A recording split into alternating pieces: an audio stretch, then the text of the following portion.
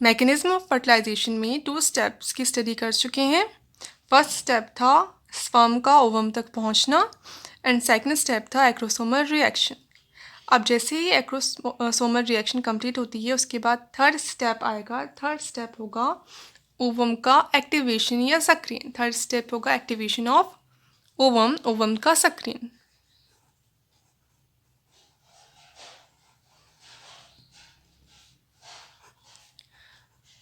अब जैसे ही acrosomal reaction होगी यानी जो स्पर्म है वो रीच कर जाएगा ओवम तक, तो जैसे ही जो स्पर्म है वो टच करेगा ओवम को, ओवम के अंदर एंटर करेगा, वैसे ही जो ओवम है वो एक्टिव हो जाएगा, सक्रिय हो जाएगा, उसमें चेंजेस आएंगे। फर्स्ट क्या चेंजेस आएगा कि जो ओवम है, ओवम की जो सेल मेम्ब्रेन है, सेल मेम्ब्रेन की परमिएबिलिटी या पारगम्यता चेंज हो जाएगी। ये जो मेम्ब्रेन है ज़्यादा परमिएबल हो जाएगी और आयंस को अपने अंदर आने देगी। साथ में इसकी जो पोटेंशियल है उसमें भी चेंज आएगा। इसका जो विभव है मेम्ब्रेन का, मेम्ब्रेन के आस दोनों तरफ चार्ज प्रेजेंट होता है, तो उसमें चेंज आएगा। अब परमिएबिलिटी चेंज हो गई, तो जो कैल्शियम आयन है बाहर प्रेजेंट वो सेल मेम्ब्रेन के अंदर एंटर कर जाएंगे, यानी सेल के अंदर एंटर कर जाएंगे। कैल्शियम आयन सेल के अंदर एंटर करेंगे तो अंदर पॉजिटिव चार्ज, कैल्शियम आयन पे क्या होता है, पॉजिटिव चार्ज होता है, तो अंदर की साइड पे पॉजिटिव चार्ज इंक्रीज हो जाएगा, यानी जो मेम्ब्रेन की पोटेंशियल है, जो विभव है, वो भी चेंज हो जाएगा।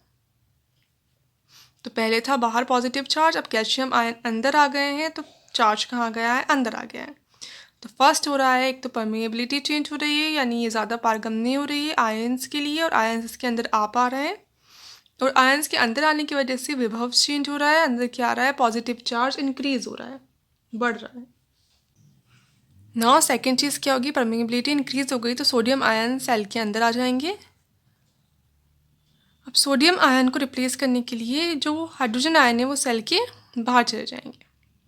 तो सेल के अंदर जो हाइड्रोजन आयन प्रेजेंट थे वो सेल से बाहर चले गए, यानी हाइड्रोजन आयन की कंसंट्रेशन सेल के अंदर कम हो गई। और हाइड्रोजन आयन की कंसंट्रेशन जब कम होती है तब पीएच जो है वो इंक्रीज होता है, पीएच बढ़ जाती, तो सेल का जो पीएच है वो इंक्रीज हो जाएगा। तो ये सारी चीज़ें होंगी। इसके बाद जो ओवम है वो एक्टिव हो जाएगा। तो ये जो स्टेप है वो क्या है, एक्टिवेशन ऑफ ओवम। फिर फोर्थ स्टेप आएगा, फोर्थ स्टेप है कॉर्टिकल रिएक्शन। कॉर्टिकल रिएक्शन में क्या होगा, फर्टिलाइजेशन मेम्ब्रेन फॉर्म होगी, कॉर्टिकल ग्रेन्यूल प्रेजेंट होते हैं सेल के अंदर, वो रिएक्ट करेंगे और क्या बनाएंगे, फर्टिलाइजेशन मेम्ब्रेन को बनाएंगे। तो ये है विटिलाइन मेम्ब्रेन जो एग के चारों तरफ प्रेजेंट होती है, और ये है एग की सेल मेम्ब्रेन। सेल है एक, सेल मेम्ब्रेन होगी उसके चारों तरफ, तो ये सेल मेम्ब्रेन।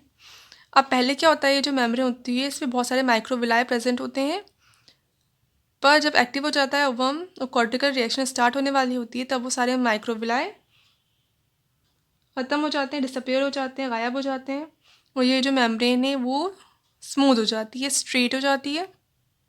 तो ये है विटिलाइन मेम्ब्रेन जो सेल के चारों तरफ प्रेजेंट है, और ये सेल की, ओवम की सेल मेम्ब्रेन। अब सेल मेम्ब्रेन के ठीक नीचे क्या प्रेजेंट होते हैं, बहुत सारी बॉल्स स्ट्रक्चर्स प्रेजेंट होते हैं जिनको कहते हैं कॉर्टिकल ग्रैन्यूल्स। ये है कॉर्टिकल ग्रैन्यूल्स। ये फर्टिलाइजेशन मेम्ब्रेन बनाने में हेल्प करते हैं। ये फर्टिलाइजेशन के बाद, यानी जब स्पर्म एंटर कर गया ओवम के अंदर, उसके बाद एक मेम्ब्रेन बना देते हैं ओवम के चारों तरफ, जिसको कहते हैं फर्टिलाइजेशन मेम्ब्रेन। फंक्शन क्या होता है इस मेम्ब्रेन का, ये पॉलीस्पर्मी को रोकती है, यानी एक से ज़्यादा स्पर्म के सेल के अंदर एंटर हो जाने को रोकती। एक स्पर्म तो एंटर हो गया, उसके बाद फर्टिलाइजेशन मेम्ब्रेन बन जाएगी, और उस फर्टिलाइजेशन मेम्ब्रेन की वजह से जो अदर स्पर्म्स हैं वो इस सेल के अंदर अब नहीं पहुँच पाएंगे। तो सी अर्चिन में ये प्रोसेस ज़्यादा स्टडी किया हुआ है। तो सी अर्चिन में क्या होता है, सी अर्चिन में जो सेल है, सेल की सेल मेम्ब्रेन है, इसके नीचे प्रेजेंट होते हैं कॉर्टिकल ग्रैन्यूल्स। अब जैसे ही कॉर्टिकल रिएक्शन स्टार्ट होती है तो पहले तो विटिलाइन मेम्ब्रेन और सेल मेम्ब्रेन दूर दूर हो जाती है। स्टार्टिंग में क्या होता है, जो विटिलाइन मेम्ब्रेन और सेल मेम्ब्रेन बहुत क्लोजली अटैच्ड होती हैं, दूसरी के बहुत पास पास होती हैं। पर जैसे ही कॉर्टिकल रिएक्शन स्टार्ट होती है तो ये विटिलाइन मेम्ब्रेन थोड़ा ऊपर की तरफ चली जाती है और इन दोनों के बीच में क्या होता है, स्पेस आ जाता है। विटिलाइन मेम्ब्रेन और सेल मेम्ब्रेन के बीच में स्पेस जो है वो बढ़ जाता है, चौड़ा हो जाता है। अब ये जो कॉर्टिकल ग्रैन्यूल्स हैं इसके अंदर तीन तरह की चीज़ें होती हैं। एक तो होती हैं डेंस पार्टिकल्स, सघन कण, तो ये हैं डेंस, बहुत डेंस होते हैं ये डेंस पार्टिकल। और होते हैं ग्लोब्यूल्स, ये हैं ग्लोब्यूल्स नीचे जो शो किए हुए हैं, और बीच में लिक्विड फिल्ड रहता है।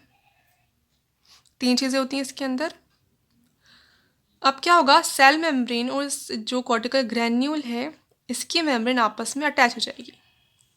तो जैसे ही कॉर्टिकल रिएक्शन स्टार्ट होगी तो कॉर्टिकल रिएक्ट करेंगे सेल मेम्ब्रेन के साथ और सेल मेम्ब्रेन के साथ अटैच हो जाएंगे, ये यहाँ से फ्यूज़ हो जाएंगे। फ्यूज़ हो गए तो यहाँ पे जगह बन जाएगी जिससे होकर जो मटेरियल है वो कहाँ चला जाएगा, इस स्पेस में। ये जो इंक्रीज़ हो गया, पहले तो कम था, अब ये जो चौड़ा हो गया ये स्पेस, इसके अंदर सारे मटेरियल चले जाएंगे। तो सबसे पहले तो जो डेंस पार्टिकल हैं, सघन कण जो हैं, ये विटिलाइन मेम्ब्रेन के नीचे जमा हो जाएंगे और एक लेयर बना देंगे।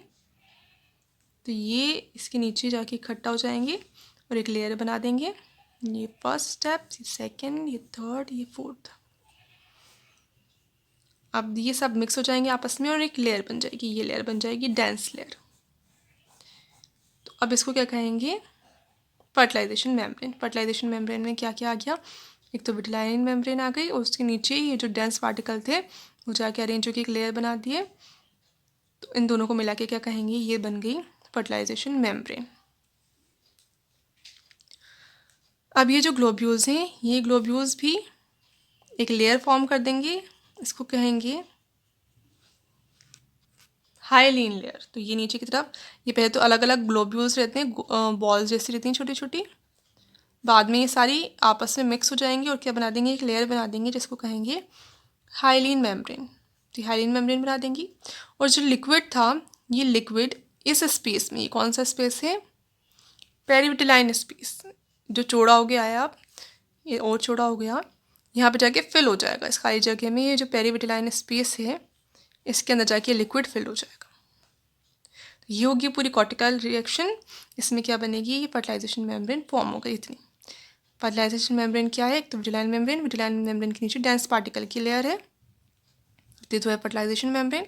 उसके नीचे फिर पेरीविटिलाइन स्पेस है जिसके अंदर फ्लूइड फिल्ड है, उसके नीचे हाइलीन मेम्ब्रेन है, उसके नीचे ये जो कॉर्टिकल ग्रेन्यूल थे इनकी मेम्ब्रेन है। अब ये फर्टिलाइजेशन मेम्ब्रेन की वजह से जो अदर स्पर्म्स हैं वो इसको पार नहीं कर पाएंगे और सेल के अंदर एंटर नहीं हो पाएंगे। ये तो स्टडी हुई थी सी अर्चिन में, सी अर्चिन में ऐसा प्रोसेस होता है। बाकी जो अदर मैमल्स होते हैं, मैमल्स में ऐसा नहीं होता, उनमें मोस्टली फर्टिलाइजेशन मेम्ब्रेन फॉर्म नहीं होती। उसमें क्या होगा, कॉर्टिकल रिएक्शन में सिर्फ ये जो कॉर्टिकल ग्रैन्यूल्स हैं ये अपने जो भी इसके अंदर फिल्ड है उसको पेरीविटिलाइन स्पेस में छोड़ देंगे और पेरीविटिलाइन स्पेस चौड़ा हो जाएगा। अब चौड़ा क्यों होगा, क्योंकि साइटोप्लाज्म क्या हो गया, सिकुड़ गया, इसकी वजह से ये जो स्पेस है ये चौड़ा हो जाएगा और इसमें फर्टिलाइजेशन मेम्ब्रेन नहीं बनेगी। इतना होगा मैमल्स में। ये हो गए 4 स्टेप्स मैकेनिज्म ऑफ फर्टिलाइजेशन में। इसके बाद और स्टेप्स आएंगे जिनकी स्टडी करेंगे कल।